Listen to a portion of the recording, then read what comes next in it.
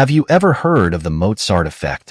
It's the idea that listening to Mozart's music can make you smarter, improve your spatial reasoning, and even boost your IQ.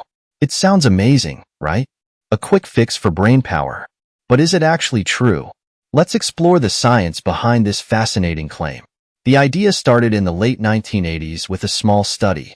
Researchers found that college students who listened to a Mozart sonata scored slightly better on a spatial temporal reasoning test, a test that measures how well you can understand things like shapes and their movement in space.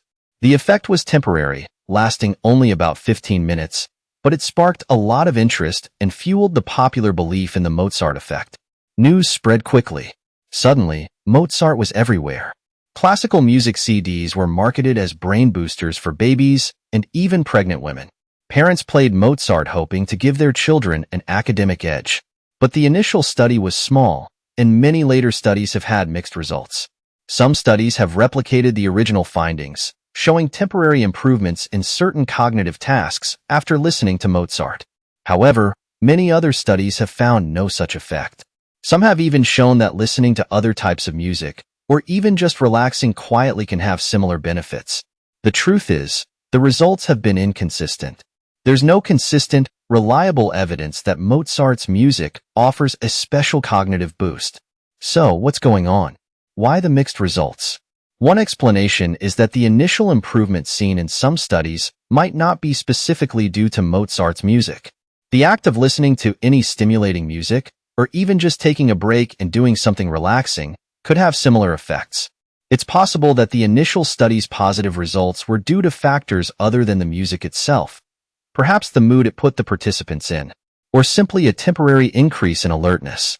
Another explanation involves the way many of these studies were conducted. Many early studies had small sample sizes, which can make it harder to draw firm conclusions. Also, the types of cognitive tests used varied, making it difficult to compare the results across different studies. And some tests focused more on specific cognitive skills rather than measuring overall intelligence. It's critical to remember that intelligence isn't a single, easily measured thing. It's complex and involves many different skills. What about the long-term effects? There's no evidence that listening to Mozart regularly will make you significantly smarter in the long run. While music appreciation is wonderful, and learning to play an instrument has many proven benefits, there's no magical shortcut to intelligence. Improving cognitive skills requires consistent effort, learning, and engagement with challenging activities. This might involve puzzles, learning a new language, regular exercise, good sleep habits, even playing a musical instrument.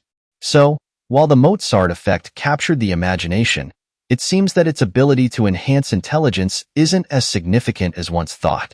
The initial excitement over the supposed cognitive benefits of Mozart's music led to some overly optimistic conclusions. The science hasn't supported the idea of a profound cognitive boost from listening to classical music. Instead, a more balanced perspective suggests that while enjoying music can be beneficial for relaxation and mood, real cognitive improvements require a more holistic approach to learning and mental stimulation. This involves actively engaging your brain with diverse tasks rather than passively listening to music. However, there's nothing wrong with enjoying some Mozart. Just don't expect it to turn you into a genius overnight. It's still beautiful music. Think of it as a nice bonus for your brain, not a magic potion for increased intelligence. It's important to be critical of scientific claims, especially those that offer easy solutions to complex issues.